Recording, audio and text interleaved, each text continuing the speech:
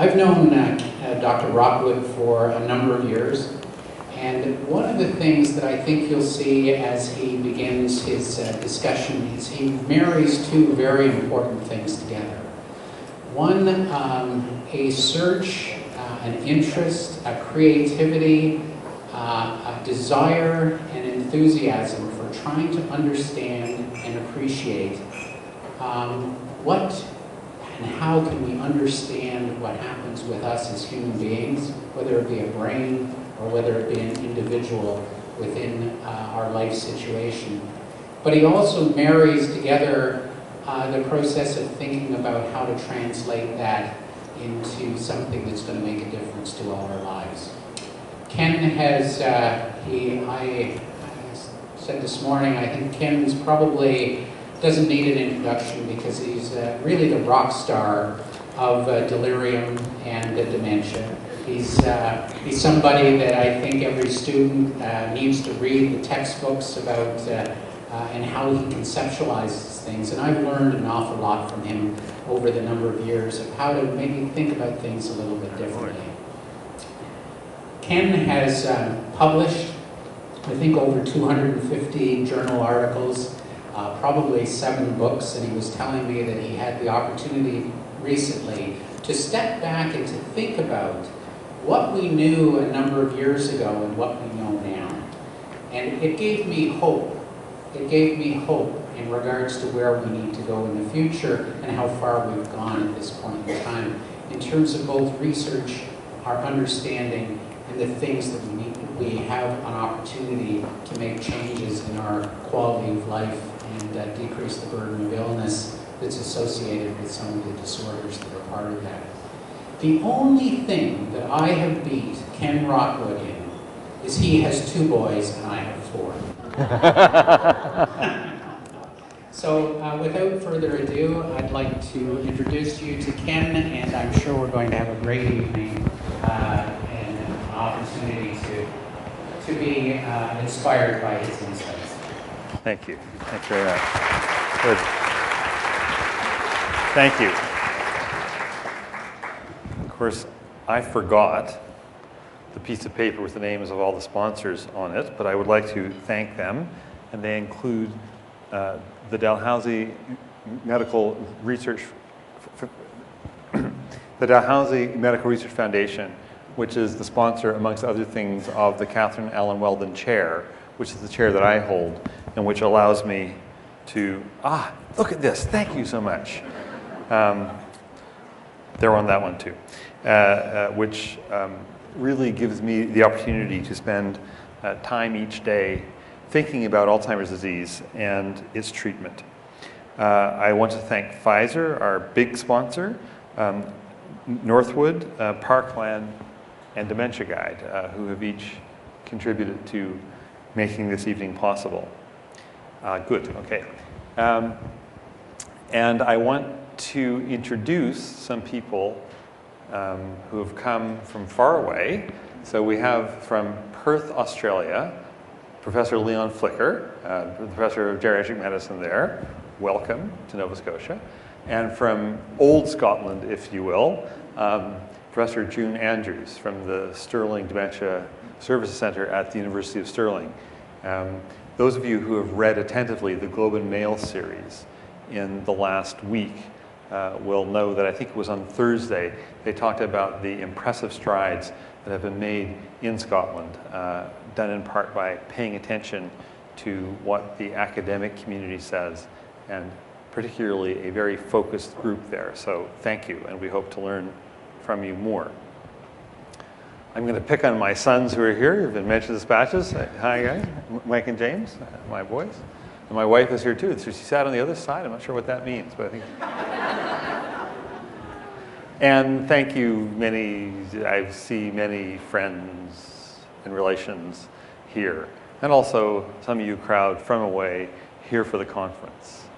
So I want to talk about this issue of why it is that people with Alzheimer's have good days and bad days, and what that means. And I've chosen this topic because it's very interesting to me. In fact, a major part of the research program that I have underway right now is trying to sort this out. And because it speaks very much to how we think about the dementia process and also about how the research that we do gets done. Now, some part of this needs to be an interactive program if it's going to work. And ultimately, at the question bit, you'll get to hold your hand. Someone will bring you the microphone. But for now, I'm going to ask people to do some show of hands style things. So hands up here, if no matter if you're a healthcare professional or not. Hands up if you care for now or have cared for someone with dementia. Put your hands up. Very good, excellent. Hands up if you're a healthcare professional. You could have cared for someone with dementia too. That's all right. But hands up if you're a healthcare professional. Excellent. Hands up if you're from out of town. Okay, all right. Good, yes, okay, out of town. Right, okay. So I've seen here that virtually everyone can put their hands up about something. And so here's one thing that I'm going to say. So there's some people here who are true experts, and there's some people who are healthcare professionals. And so we need to make sure that what we say, everyone's going to understand. So, so the thing that I want you to do is, if at any point I use a word or a phrase that you don't understand, feel free to put your hand up, and then we'll shout out, you know, what is that word? And so that way everyone should understand what's going on. Is that fair? Okay, good. So the first word I'm going to use is dementia. No hands up. The next word is Alzheimer's disease. Now there must be somebody here who's thinking to themselves, what is the difference between dementia and Alzheimer's? Ah, there's a guy at the back. Right on. Okay. I was on the CBC today. Anyone here from the CBC, by the way? No? We're safe? Or the Globe and Mail? If they were here, I would say, God bless you. What a great series they've done for a week now to draw attention to this important problem. Anyway, I was on the CBC this afternoon, and it was the call-in show. Costas isn't there. He's retired now. So I was on with Jean LaRoche, and who's good too. You know? But one of the first questions I had was, what's the difference between Alzheimer's and dementia? Dementia is the big category, and we define it as when people have cognitive impairment that's severe enough to interfere with social or occupational functioning. And Alzheimer's is the most common cause of that, more or less. And dementia is very common. It occurs in about roughly 10% of people over the age of 65. And as we know, the population over the age of 65 is growing, which generally is a good thing. That's a successful thing. And it's growing because of two reasons. One is that for a long time there were a lot of public health initiatives that did things like treated infectious diseases and reduced crowding and all that sort of stuff. And that has allowed more people than ever to live to be age 65 and older. But the other thing that has been also very impressive, and statistically can show that it's important to why our population is as old as it is, has been the improvement of medical care in people from the age of 40 and on, particularly 65 and on, so that many more of those people who previously would have died are alive now. I'm making this point of context for an important reason, because a lot of what I'm going to say is going to sound critical of the healthcare system that we have. But I am a proud Canadian. The healthcare system that we have needs work, but it's a great system. So in the same way that sometimes people say who work for drug companies might be offended by some of the things I say, or who work for long-term care institutions, I may say something that doesn't exactly coincide with the way that you would like things to be. I'm sorry for that, but I think we're starting from a great place. And what I'm trying now is to tweak things, starting with the doctors, because one can pick on them, and why not? And then the other group who often don't get called to account at all is the scientific community. But some of what I'm going to say tonight is going to be somewhat critical of the way that we have done things. And so layered in this argument is going to be some discussion about a very important way that I think at the moment mainstream science is tending to go astray in a way that we need to fix up sooner rather than later. Now that isn't, I'm not going to be up here saying, everyone eat zinc and take ginkgo and do everything else that modern science has shown does not work, but do it in a low dose and call it homeopathy. I'm not going to be saying that. But I'm going to be saying that in the science world, we need to pay attention not just to the molecules, but to the cells that those molecules operate in, and not just to the cells, but to the tissues, not just to the tissues, but to the organ, not just the organ, but to the people. And a very big, pragmatic, practical, everyday challenge we have in the dementia area right now is how do we bridge from the wee molecules, about which incredibly interesting work has been done, to the whole people.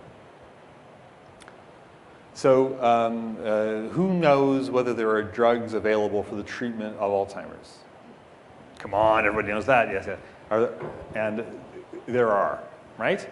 And who's seen them up close? Who's seen the new drugs up close? Seen them work in someone or not work in someone? Come on. Get more people than that? So, okay, who has never seen the drugs work or never seen the drugs used? Hasn't seen the drugs up close? All right, some people haven't. Okay, good enough. So there are drugs that we can treat Alzheimer's with. And the drugs, as a matter of perfect, unassailable truth, work in some people. And as a matter of perfect, unassailable truth, don't work. I'm looking over here because there were some people who said they haven't seen that. They don't work in some people. And when we start, we can't tell just by looking at someone whether or not the drug is going to work. So the stance that we have to have is we try the drugs out and see if they work. It turns out that the evaluation of whether drug treatment works is kind of complicated. And it's not just in Alzheimer's. In virtually all of the CNS, the brain disorders, it's kind of hard in a quick way to tell whether or not someone who has been given treatment is better or not, for complicated reasons and reasons that are fun to think about, but I won't go into here unless someone asks me a question about it. So how we adjudicate the question of individual benefit is tricky, and it's a challenge.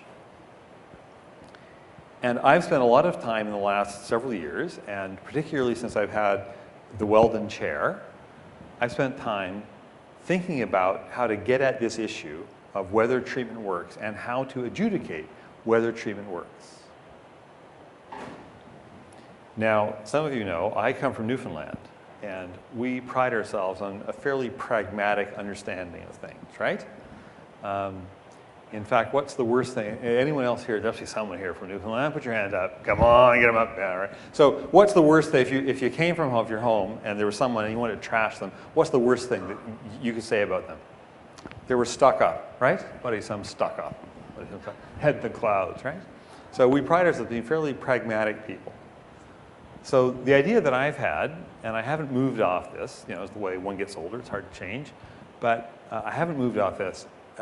What we try and do to figure out whether the drugs work is we ask the people who are being treated, and particularly we ask the people who are caring for the people being treated.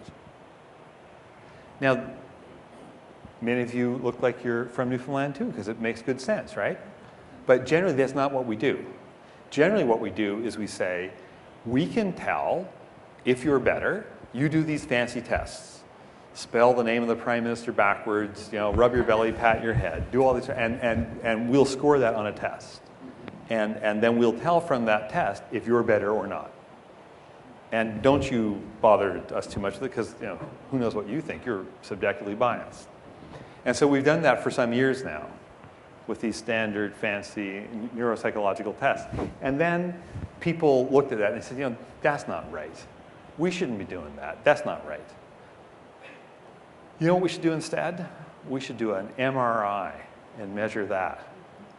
Then we'd know, because these tests have a problem. These tests have a little bit of bounce to them. These tests sometimes go up after 6 or 8 or 10 months in people whom we haven't treated, or we've only treated with placebo. The tests improve. And the reliability of the test is one of the major reasons that people have gone to look at something more objective than these tests themselves. So when people say to me, neuropsychological tests, the fancy tests where you put the red square on the blue box and count backwards from 100 and all that sort of stuff, these fancy tests don't work so well. I say, I agree, I'm with you, 100%, let's talk, brother. And then they say, so instead what I want to do is I want to do an MRI or a lumbar puncture or a blood test, and that way I'd know. And I say, now we part company. We agree, but we agree for different reasons. In fact, the way the scientific world is going right now, there's incredible support for the idea that as we understand what happens with the molecules inside the nerve cells inside the brain, that as we understand precisely what happens with them, which we do now, which is a human triumph, right? I take nothing from the people who've done that. That's amazing. Ken was saying, I had the chance to reflect carefully on where things were at in the late 1970s, early 1980s, when I got mixed up in this field in the first instance. And I looked at some of the old textbooks from there, and I compared what the discussion was, what the received wisdom was, where the controversies were back then with now, and it's incomparable. Stuff that we exercise ourselves over greatly is now known precisely. Some of you will know that there's one bad protein called amyloid, there's another bad protein called tau. Those things were not really understood at all. In the first glimpses of them, people thought, well, maybe they're the same protein.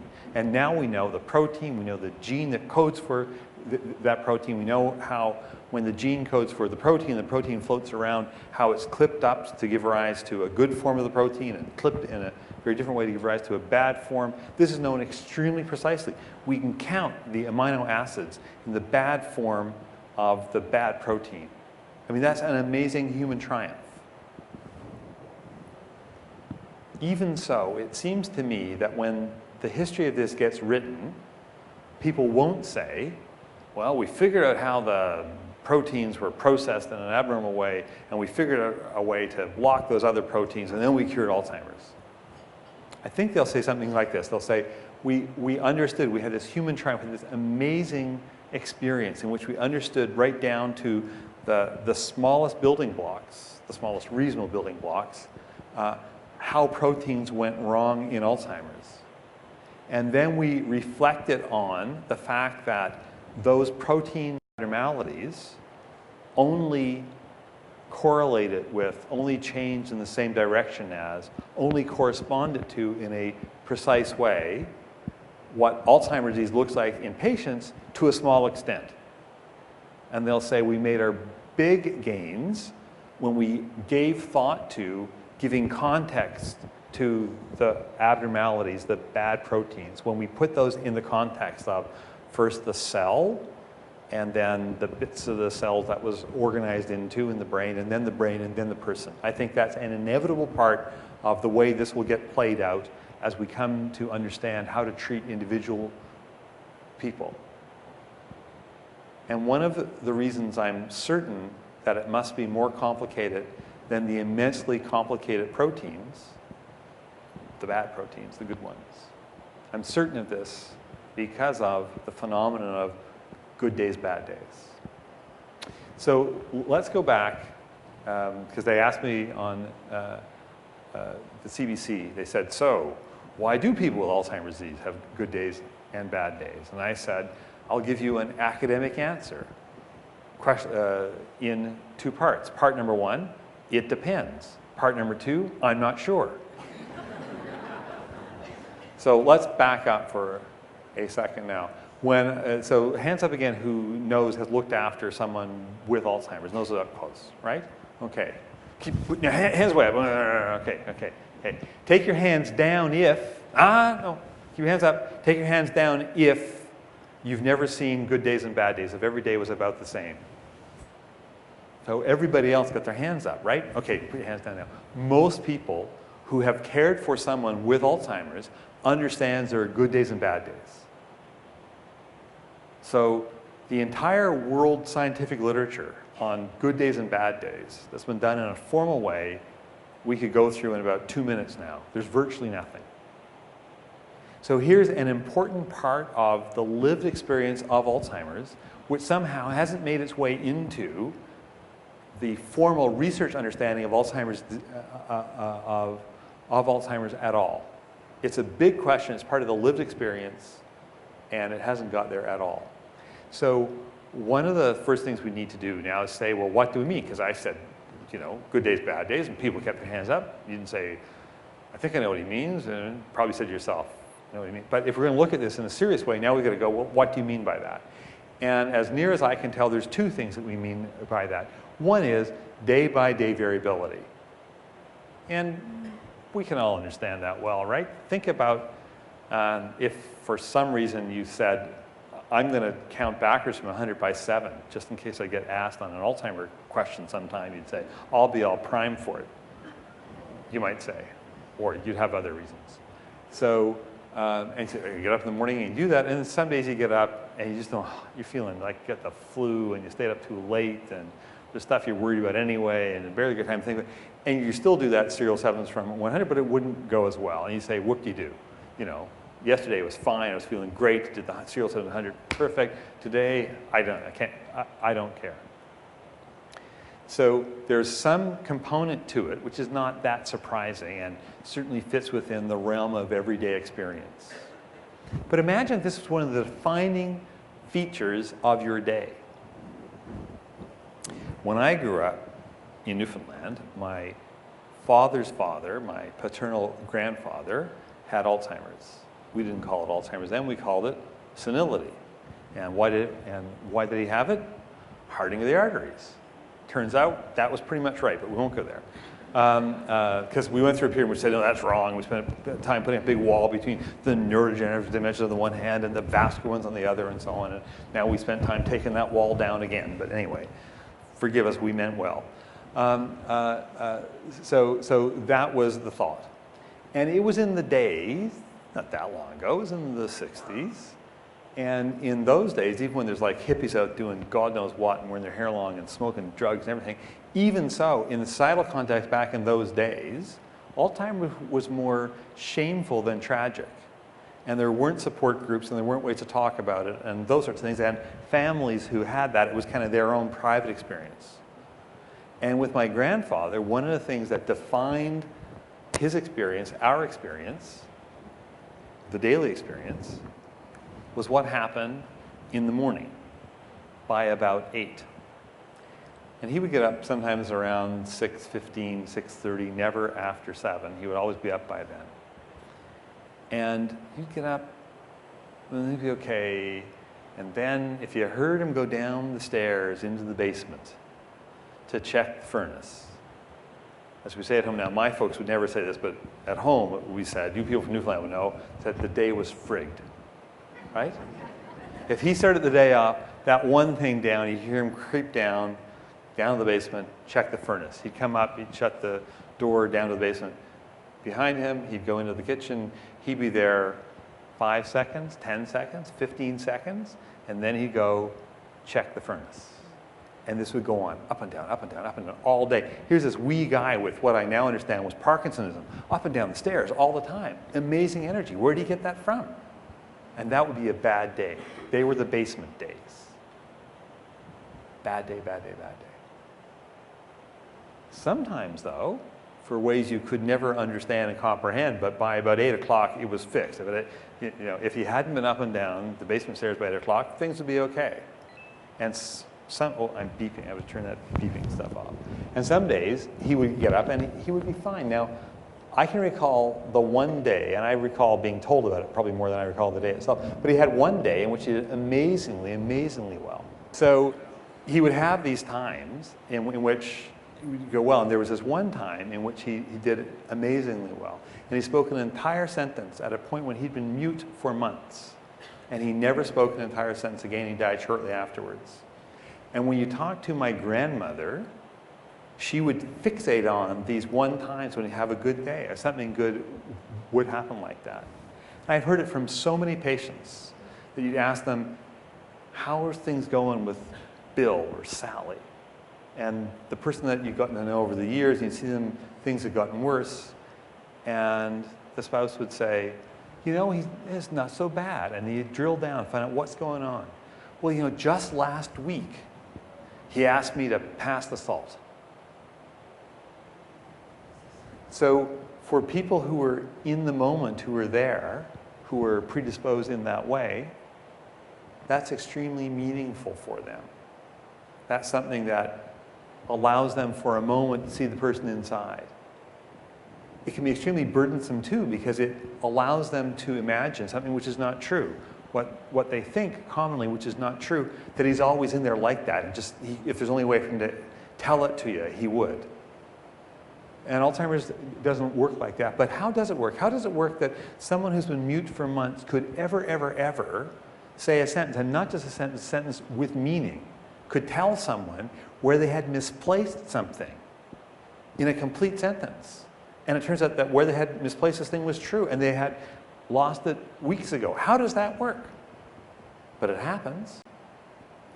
You'd think that the scientific community, we'd be all over that. We'd be like, it must be hooked up in some way. There must be some way we can get at it. But we're not. There's a gap right now between the lived experience of Alzheimer's and the information that derives from that and the scientific agenda of the research community. Now, an extremely important part of the scientific agenda of the research community is driven by scientists who are curious about stuff. And they wonder and they think and they drive it, and that's great. But we don't have a way, we in the scientific world don't have a way to bring these sorts of observations from the clinical environment to people and figure out what goes on. There are many institutional obstacles for that. And if we're really going to have a dementia strategy in this country, and please God we will, the Minister of State for Seniors was here this morning, and I was asked to come and bring greetings and talk for 30 seconds to say thank you very much everybody, and I couldn't stop myself. I said, you know, that about 3 months ago, South Korea announced its national dementia strategy. At the rate we're going right now, Canada will be the last country in the world to have a national dementia strategy. Why is that? Well, it might be that Tory times are tough times, or it might be that the complex nature of the federal government that we have is an inhibition to national action. I don't know, but at a certain point, I don't care, right? It's not a useful answer anymore to explain to me how the system evolved in the BNA Act and the Canadian Constitution. That's why we impair ourselves, right? We need to have a federal voice. We need to have a federal government which says we are facing a very large and looming crisis, and if we're going to get through this at all, we need to pull our weight in terms of the worldwide search for a treatment, the worldwide search for prevention. We need to do our share, which we're not doing right now. And this is odd, this is ironic, this is unimaginable, because on the world stage, if you said to most of the scientific community, Canada does very well. Canada punches above its weight. Some of the biggest Alzheimer's stars in the world are from Canada. So how come we can't make that work? I think with the Globe, we've seen a very good example of how it is that people can come and think about the problem and advance a cause.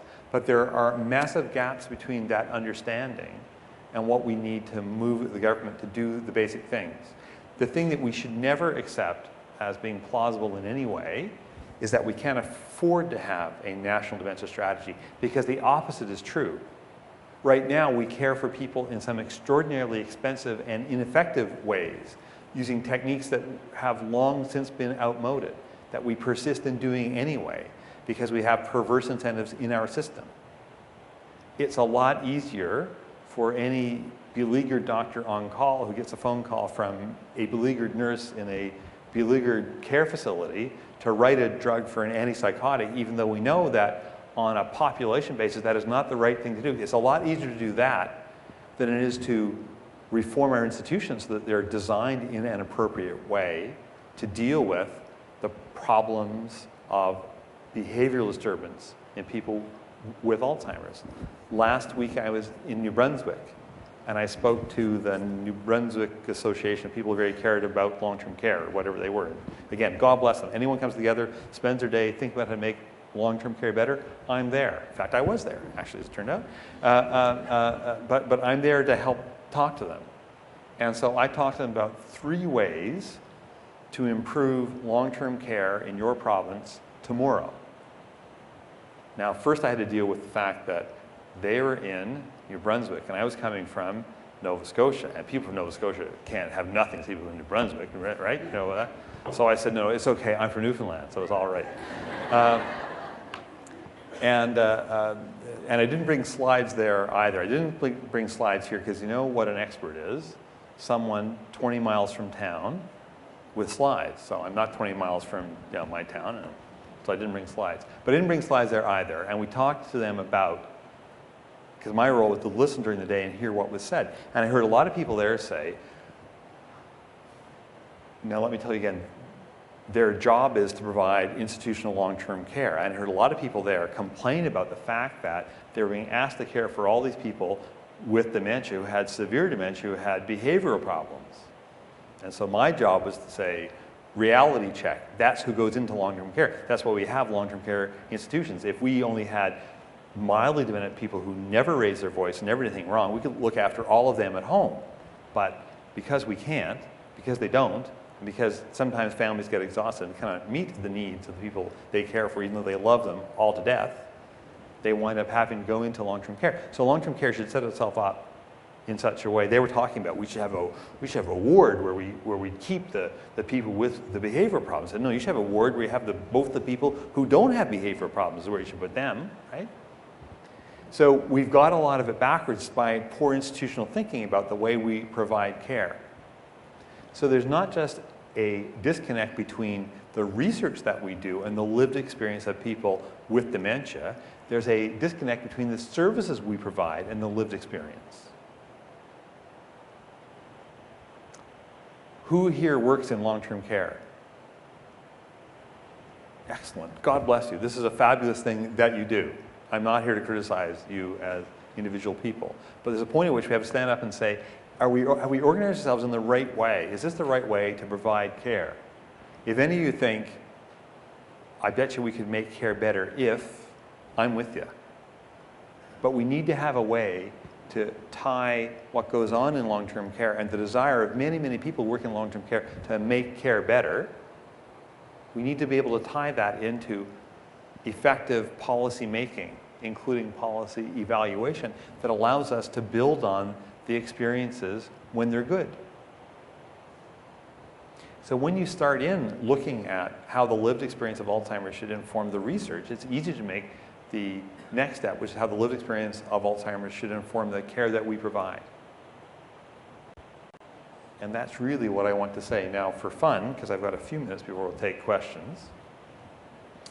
So they asked me, okay, if you're going to improve long-term care in New Brunswick, let's say, improve long-term care in Nova Scotia tomorrow, and you could do 3 things, what 3 things would you do to make it better tomorrow? Not, we're going to commission a study, we're going to look into the possibility, the feasibility of the evaluation of the consideration of a meta-analysis to imagine how it might be in a focus group. No, we're going to go tomorrow and do something. I want to shout out something that they would do. Sorry? Increase exercise. It wasn't on my list, but I'd be there with you on that. Tell me something else. More staff. More trained staff. That's inarguable. Comprehensive assessments. And that take the emotional state of the patient into account, of the person with dementia into account. Increase the light level in the care home. Fewer meds. So we've heard some variations, some things that I said. I said I would do 3 things. So the number 1 thing I would do is, and again, my job is I go around to I have a bunch of things I do. One of the things I do is I go into various long-term care institutions and I try and help out individual people in there one at a time, like a doctor, right? And, but while I'm there, I'm alert to other things that go on. So I said, because I've been to a bunch of these things now, not just in this province, but elsewhere too. And I said, the number one thing that I would work on, the number one thing where I would make care better tomorrow is I would work on passive-aggressive behavior by the care staff and the administration. There's places I go in, and in 2 minutes you're in there, you say, oh, what a fabulous place, sign me up, I'm there. And there's places you go in and say, oh my God, get me out of here, quick. There are places yet where, and it's a fundamental problem, and I see it not uncommonly, and we need to talk about it. If we don't talk about it, we can't fix it. There's places where I go in, in a short period of time, I am certain that Frederick Engels is sitting there in the back writing about, you know about him? Engels wrote with Karl Marx, the Communist Manifesto? Anyway, he's there writing the war of class against class, right? And you see people saying, brothers, and then the administration saying, yeah, we'll squeeze the last penny's work out of them, right? And you say, hey, guys, like there's a whole crowd of socially vulnerable people here. What about them, right? So if you go into a place and it's sort of bath and breakfast before first break, right, then we may not have the right environment that we want to provide care. So we need to do something about it. And my view on it is it starts with staff. And just like if there was a crowd of doctors here, I would say my view of it with the doctors, it starts with doctors. The doctor you are is not the doctor that you want to be, is what I tell the young doctors. The doctor you are is a sum of all the doctoring that you do, including when you're tired, when you're on call, when you've got a situation that doesn't work, and that sort of thing. Doctors have the autonomy to make those choices. People who work in long-term care commonly don't. So we need to sort out how it is that we can liberate the caring that took them into long-term care in the first instance. So if someone put me in charge of doing it, I'd try that. Because I think that would make happier long-term care providers and happier experience for the people who are there. But, I don't put that out as a proposition. And I realize I'm stirring the pot a little bit, but I'm doing that consciously because we've got to talk about these things. And if you work in an institution where you have no idea what I'm talking about, I'd say to you, keep working there because it's not like that everywhere. The second thing I said I would do is, and I said this last year because the Deputy Minister of Health was in the audience, and I thought, well, maybe this will work. And it didn't. Anyone here from the Department of Health? Want to put up your hand? Oh, come on. All right, anyway. The other thing I said is that I would measure blood pressure when the person lies down and also when they stand up. And the reason I would do that is because one of the things that commonly goes on as someone's dementia gets worse is not just they're more likely to have a behavior problem, they're more likely that the part of the brain that controls blood pressure would get, as we'd say at home, frigged up. And as it does, when they lie down, their blood pressure might be high, but when they stand up, it's very low. And one of the things that we know is that on a population basis, blood pressure that falls down a lot when you stand up is more dangerous to you than blood pressure that's high when you lie down. And the reason I do it is, to be quite honest, is not because I'd be that worried about which preventive maneuver worked best in someone with advanced dementia. I really, truly wouldn't, for reasons we can go into. The reason I would do it is because we are spending a lot of money right now on very expensive drugs that are used to treat high blood pressure in people who technically, the technical term is they're in shock, right? They're standing up, they have a blood pressure of 90 and a pulse of 102, they're in shock. Why are we doing that? That doesn't make any sense. And then it might lead us to think also about other incredibly unimaginably stupid things that we do in long-term care because we don't think it through. So whoever said fewer meds, I'm with you, I'm there. Because I'm sure that we have a net harm of what we do in long-term care. And it's certainly one of the most expensive things that we do. Who here is a nurse who works in long-term care? There's a few. Come on, any more? Anyone over there? Nurses? Long-term care? Okay. Who here is a doctor who works in long-term care? Who's a pharmacist who works in long-term care? Who has a family member in long-term care? All right, okay, so it's enough that we got to. So, who of you who works in long-term care, is a pharmacist in long-term care, gives out pills in long-term care, prescribes pills in long-term care, has a friend, a relative in long-term care, who knows someone on the drug Crestor in long-term care? They apparently haven't done quite as good a job here as they did in New Brunswick, either that everyone's too shy. So Crestor is a class of lipid-lowering drug called statin. And in some people, it may be the very best thing in the world. And there's some new data out there that suggests it's a great drug. But there is zero evidence for its usefulness in long-term care in patients with severe dementia, particularly over the age of 80. Zero evidence. It's the most expensive drug that's out there, and it makes no sense whatsoever. So if you wanted to start to reduce the expenditures in long-term care, you might start with things like that. Stuff that we do, which is just wrong. Giving high blood pressure pills to someone who's got low blood pressure when they stand up is wrong and stupid and costly. So the first thing I would do is I would measure the blood pressure thing, and or the second thing I would measure the blood pressure thing, and I would use that as a metaphor for understanding how to make the medications better. One of the sources of variability in good days, bad days, that commonly comes out in individual people is not the entire day, but the part of the day in the evening as the sun goes down and someone's behavior gets more agitated. Who knows what we call that?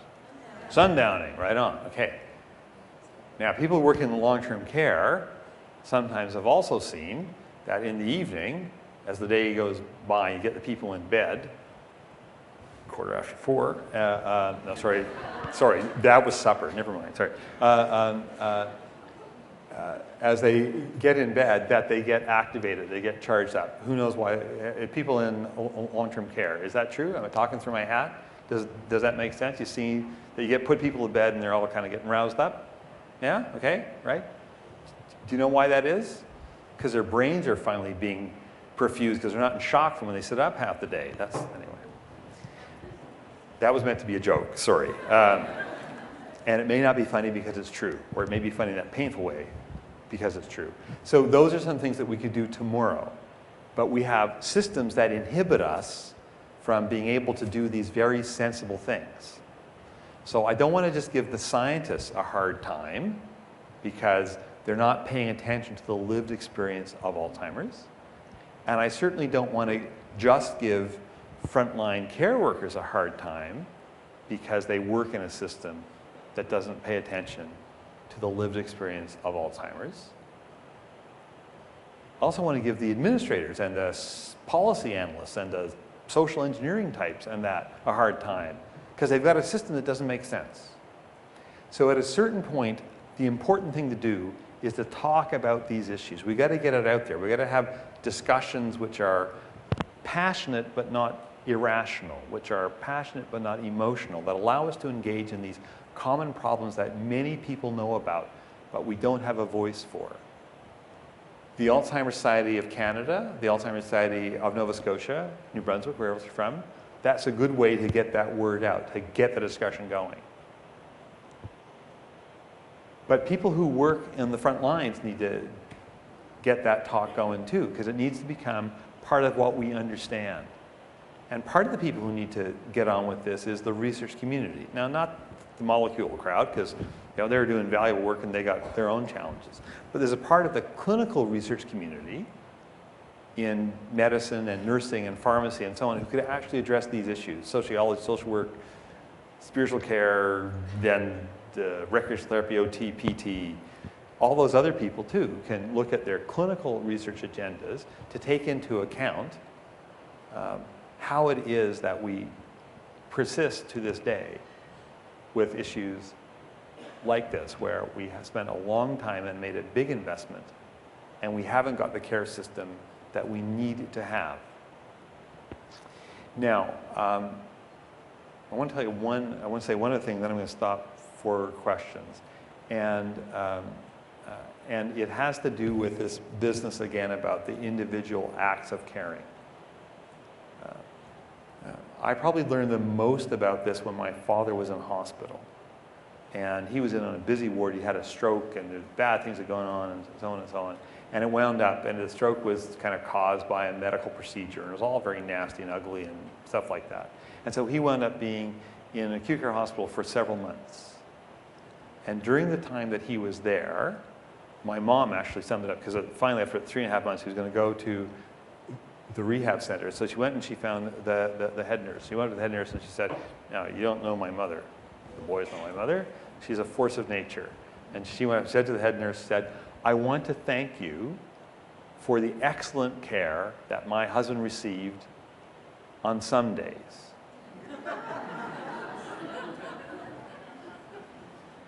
And she said, "I want to draw to your attention the very terrible care he often received." And I'll just tell you that in between the often days and the some days, there were a lot of other days where the care was generally indifferent. And she made a very important point. There was a nurse there called Patty, and I confess I don't know her last name. Thought of her often. A redheaded nurse called Patty. Worked at the VG. If it rings a bell with you, you know her, give her a high five. And whenever she was on, it was a great day for my dad. And there were others, I do remember their names, I won't say. Whenever they were on, it was a rotten day. So some important part of the good days, bad days that we see in people reflects what we bring to them. We look at people with Alzheimer's and it's a mirror of ourselves. No one with Alzheimer's has it so that it's so far gone they don't recognize good care from bad. They don't recognize the relaxed person from the hostile one. They don't understand that the person in front of them doesn't want to be there and has other things in their mind. So one of the ways that you can tell if you're doing a good job in long-term care is if the happiness that you feel about the good work that you do, which you let yourself be happy about it anyway, even though there's people telling you not to be, if that gets reflected back to you in the people for whom you care, when you do that, then you know you're on to something that's really worthwhile and good for them and for you. I know that not everyone with Alzheimer's will always have a good day. I know that even amongst the most caring people in the world, there will be people with Alzheimer's disease with a bad day. But I want to wish people with Alzheimer's and all of you and all of us more good days. And I'll stop there and say thank you very much.